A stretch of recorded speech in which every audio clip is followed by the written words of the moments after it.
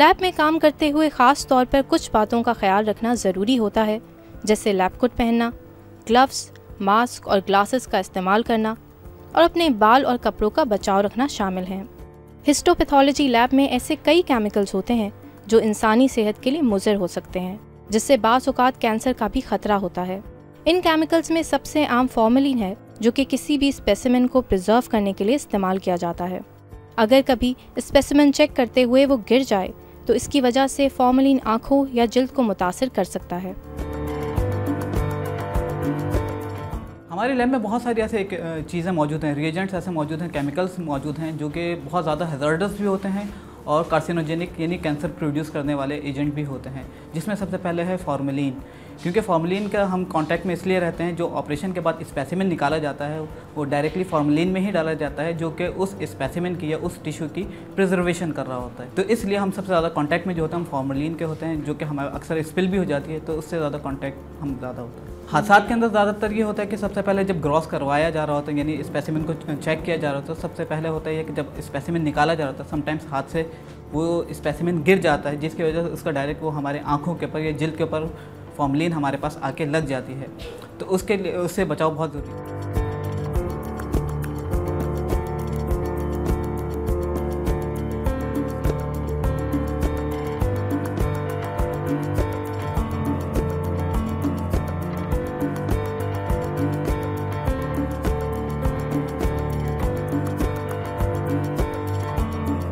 Safety measures के अंदर सबसे पहले है कि आप ओवरऑल पहन के, जो आपका लैब कोट है वो पहन के रखें, ग्लव्स पहने रहें, मास्क अवेलेबिलिटी है तो मास्क लगा के रखें ज़रूर, क्योंकि होता है कि जब स्पिल होता है तो मुंह पे छींटे आ जाते हैं, आंखों पे आ जाते हैं, और ग्लासेस लगाना बहुत ज़रूरी है। जब भी अगर आप क्रॉस स्टेशन पे खड़े हैं तो ग्लासेस लगा के रखें।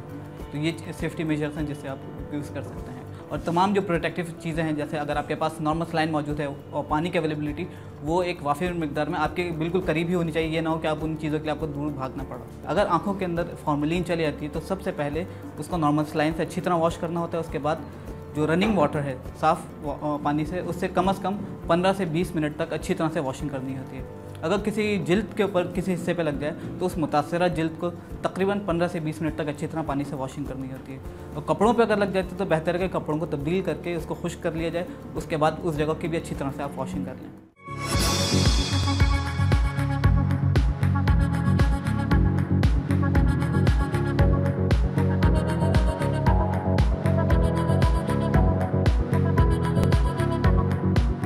फॉर्मेलिन जो होती है उसका कलरलेस सब्सटेंस है, बिल्कुल वाटर लाइक होता है।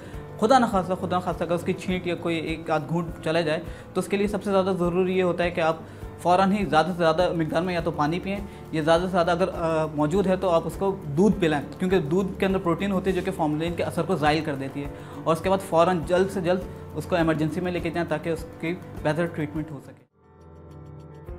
किसी भी केमिकल या बायोलॉजिकल लैब में हिफाजत अव्वलीन तरजीह होती है। हादसे से बचाव का बेहतरीन तरीका तमाम कवानीन पर अमल करना, मुनासिब हिफाजती आलात का इस्तेमाल और गैर महफूज हालात के लिए होशियार रहना है।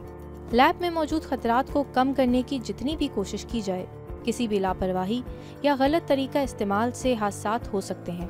इस बात को यकीनी बनाने के लिए कि लैब आप और आपके साथियों के लिए एक महफूज जगह रहे, आपको कवायद और ज़वाबित से वाकिफ़ होना ज़रूरी है।